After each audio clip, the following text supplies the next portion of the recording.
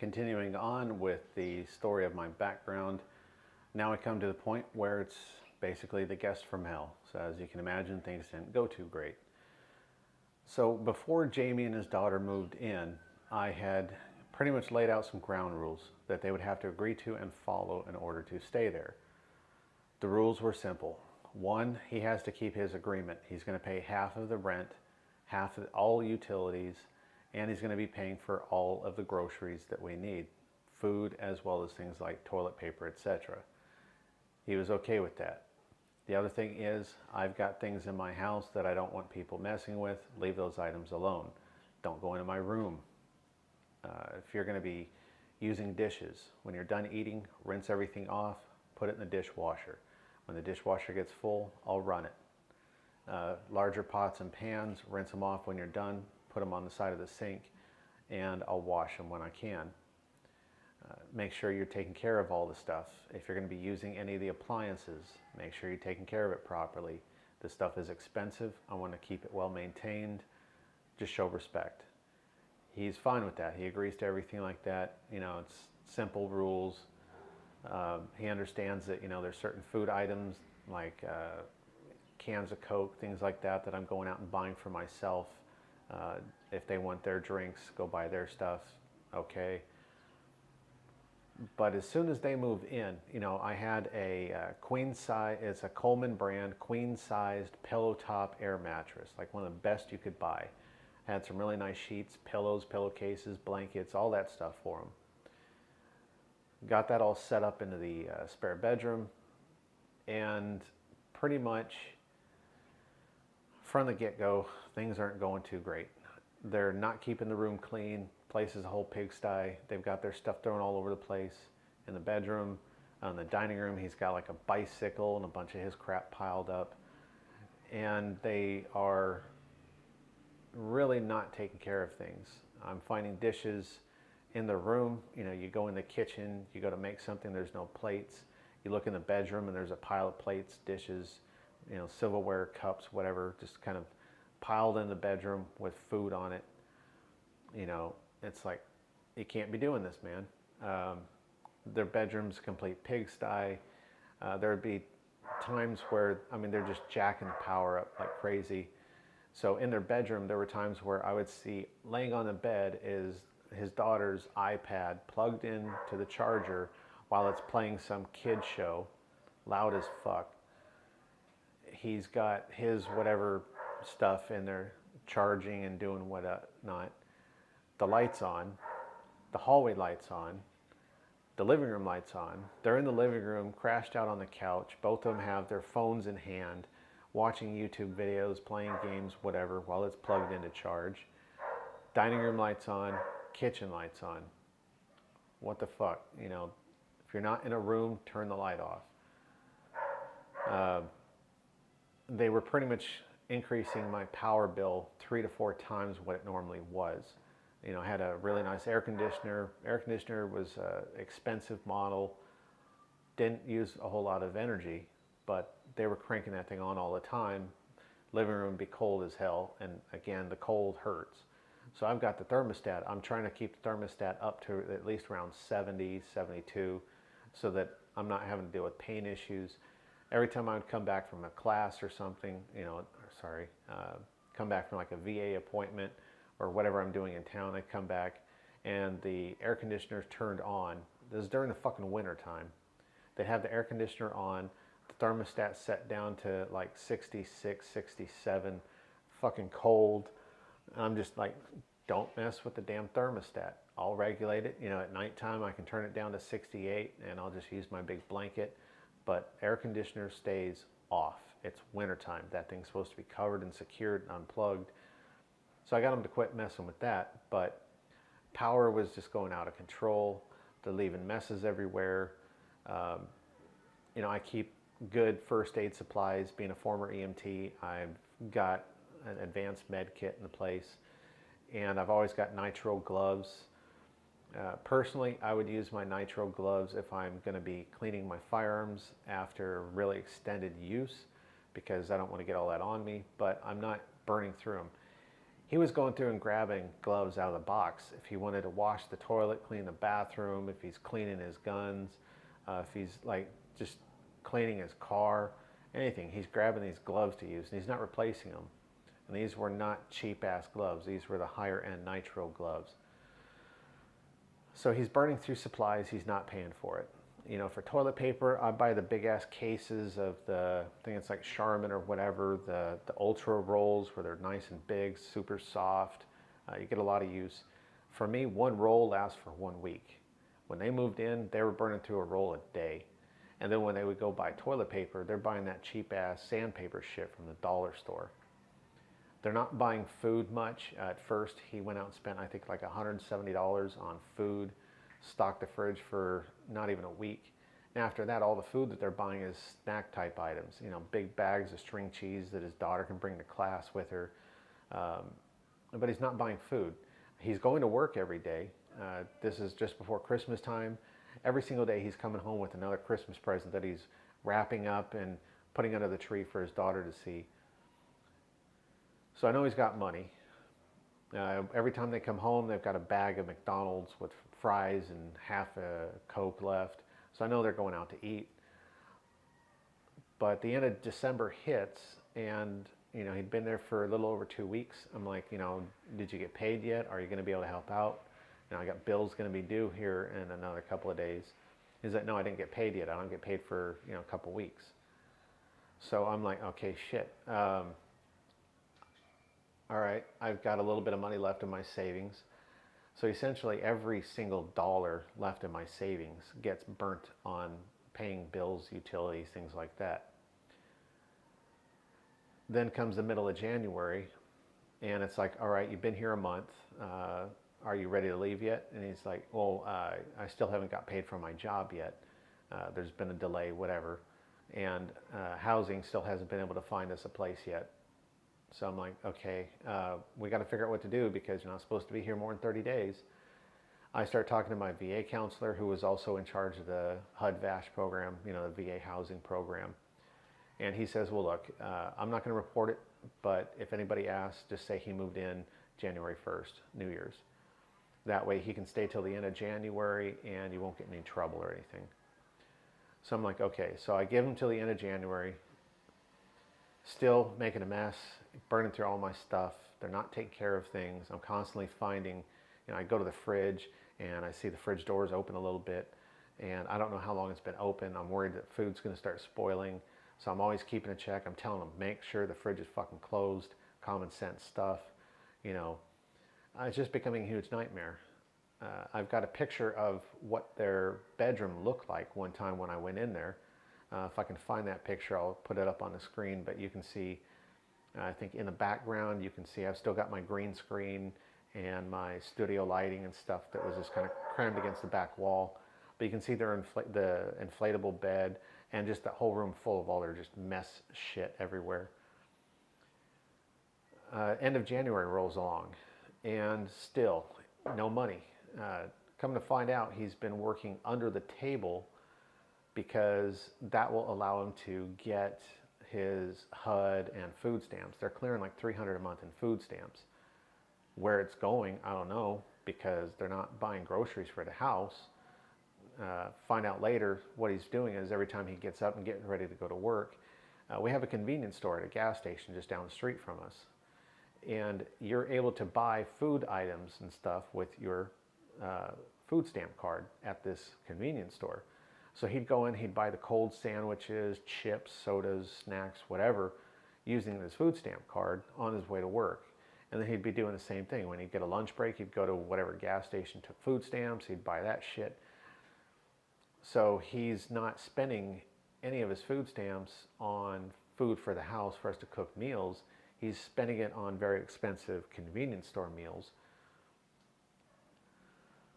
And again, the reason he's been delayed paycheck is because it's under the table and his boss is kind of delaying things for whatever reason. He's doing like construction work, remodeling houses, that kind of thing. So end of January rolls along. He doesn't have the money.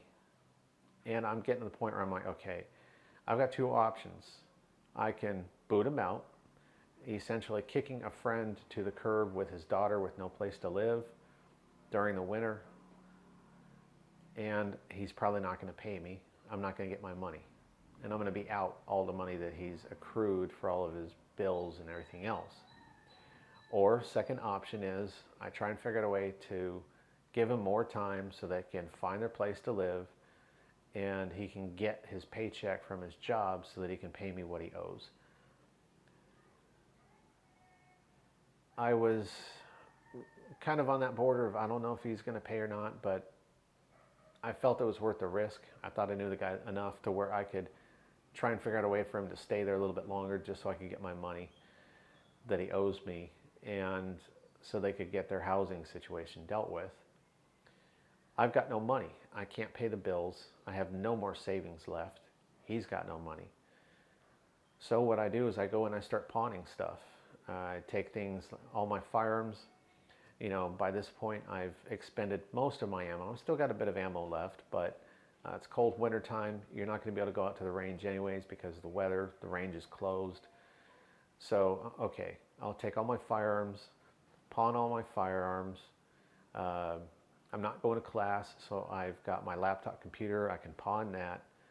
So I go pawn a couple things thinking, okay, when he pays me, I can get caught up on the bills and also use some of that to go get my stuff out of the pawn shop. No big deal. So I pawn things off to be able to cover the bills. Then February comes through. Same thing. He's not paying for food or anything like that. They're still living there mooching off of me. And end of February comes through. He's still saying he hasn't got paid from his job. How this is possible, I don't fucking know. But yeah, at this point I'm getting really fed up. The bills come along again. I got to pawn more stuff. So now I'm going through and basically grabbing anything of value. So I've got the big, huge Dremel tool kit where it's the newer advanced Dremel tool with the wand and all these fucking attachments and shit. You know, it's a couple $100. I pawn that. I get like $40 for it for loan. I've got some military gear that I still kept from my service legally. I'm able to take that into pawn. I've got some power tools like a drill and all that stuff. Again, it's higher end stuff. So normally pawn shops won't take this stuff in as pawn because they've got tons of this old crap laying around. But one, they know that I'm one of their good customers. I've been around a long time. I always come get my stuff out. Plus, this is higher end stuff, better than all the stuff they have in the store at the time. They know that if they're able to get it on loan, they're not going to pay too much for it. And you know, if I don't come get it at some point, they've got a good high-end item. They didn't pay that much for it, and they can sell it. So at this point, by the end of February, I've pawned off everything I fucking have of value in the house that I can take to a pawn shop. And that barely covers keeping the lights on, keeping from getting evicted.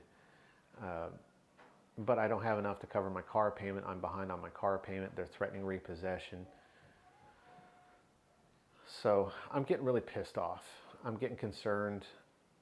I'm just having a lot of issues. March rolls along, and a couple weeks into March, he still hasn't paid. He's still claiming he doesn't have money, yet he's still been able to buy his stuff. And I tell him, look, this ain't gonna work, man. You know, you haven't paid me yet.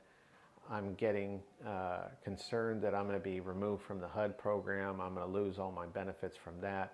If the property management finds out, because you're not supposed to be living there with me, they find out you've been there, I might even get evicted for that.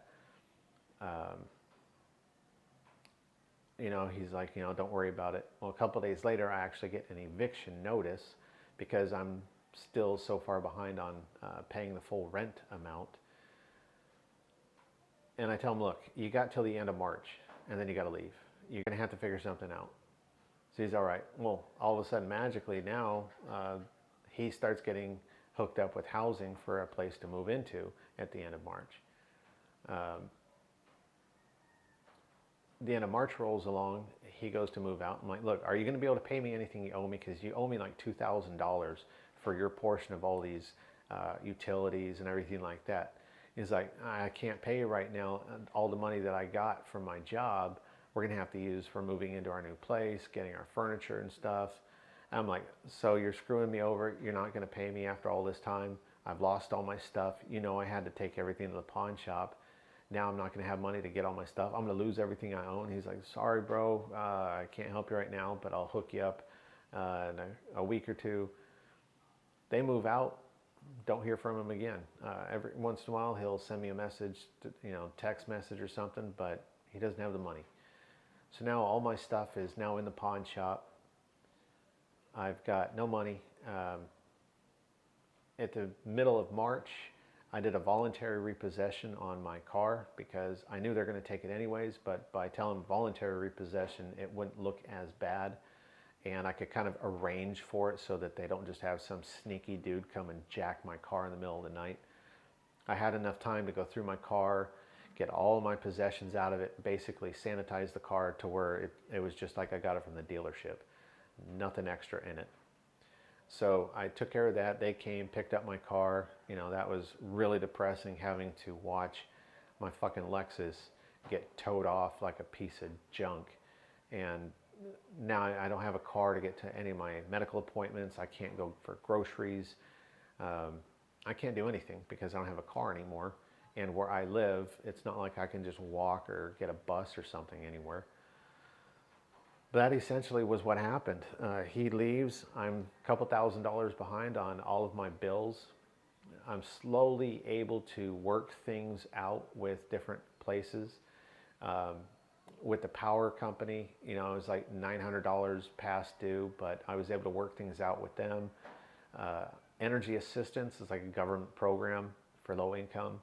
They were able to pay like $400, and then the rest of the balance that I owed, essentially what the power company was doing is they broke that up into 12 separate payments, and they just added that to whatever my existing bill was to make it a little bit easier to keep that paid up. Now that I don't have a car, I'm not paying insurance, so that's $400 a month. I don't have to pay for that stuff. I was able to get caught up past due with my apartment so that I didn't get evicted, but it was close. I have the housing assistants sending me letters about I'm about to be removed because I have unreported people living with me. Now, HUD never found out that this guy lived there, so I don't know. My VA guy, he didn't tell him. So I'm trying to figure out, okay, how are they knowing that he was living here? He doesn't live here anymore, so I can't get caught that way, but how do they know? Then I find out why. He was filing his fucking tax returns with my home address. So he was claiming my home address as his residence. So all of his tax return status and all that is going through the IRS as reported to my house.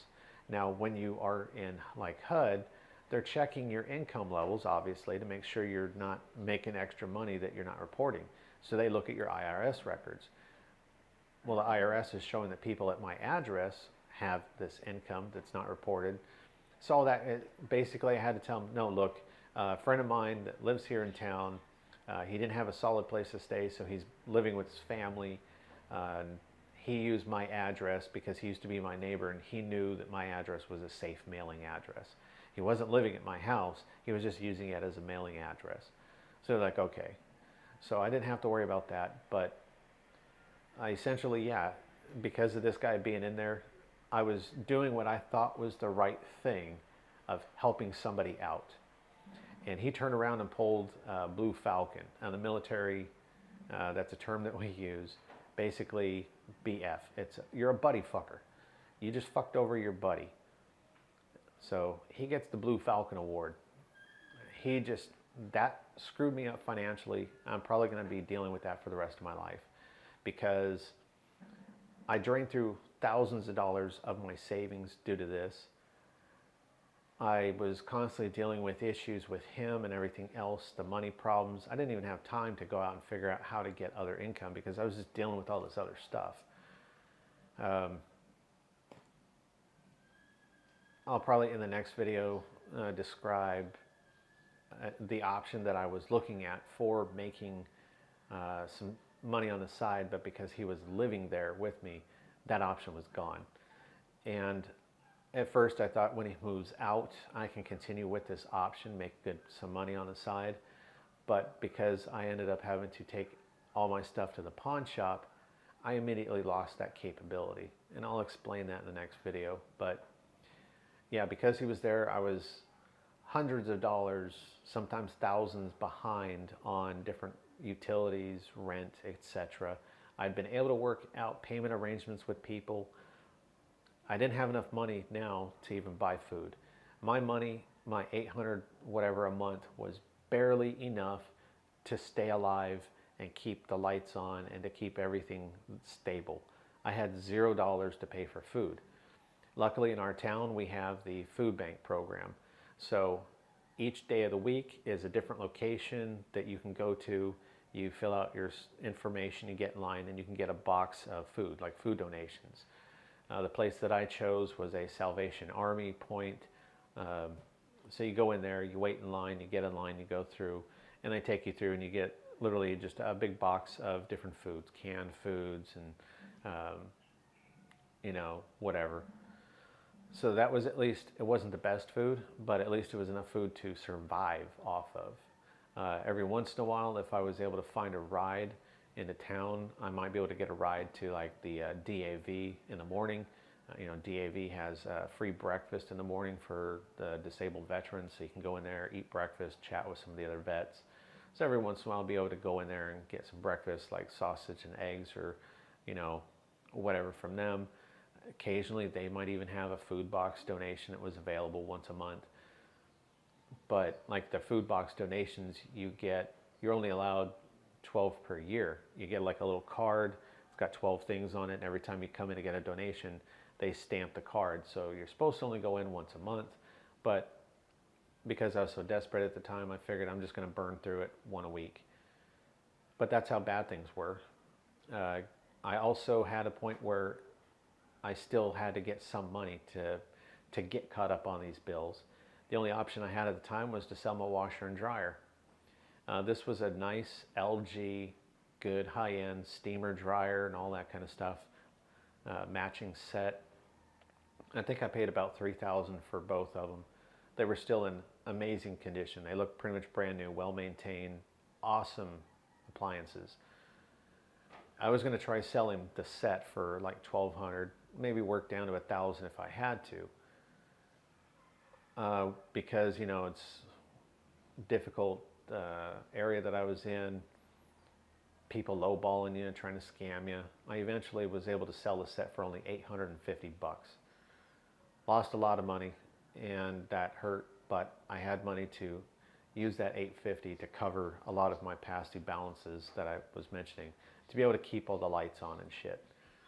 So now I don't have washer and dryer in my house. Luckily, my grandfather, he lived maybe a 5-minute drive away from me. And what they would do is every weekend, he would come out there, pick me up in his truck with all my laundry baskets and everything. I'd roll to his house and I'd spend time with my grandpa, just talking. Either they would cook some food or I'd cook them some food because they like some of the food that I cook. And we'd just sit back, talk, hang out, watch TV, whatever for, you know, most of the day while I'm doing different cycles of washing and drying my laundry. You know, I've always got along really well with my grandfather, and you know, my grandmother passed away quite a while back from cancer, so I really like spending time with my grandfather, and this was a chance to do that. You know, he was 80-something years old, you know, early 80s, so this was a good opportunity to spend that quality time with him and just see what he's been up to. But yeah, that really financially just tore apart everything. So now I'm barely surviving. I don't know what I'm going to do financially. It was just very difficult. During this whole process, though, there was something else going on. And I think, yeah, I'll just cover that in the next video.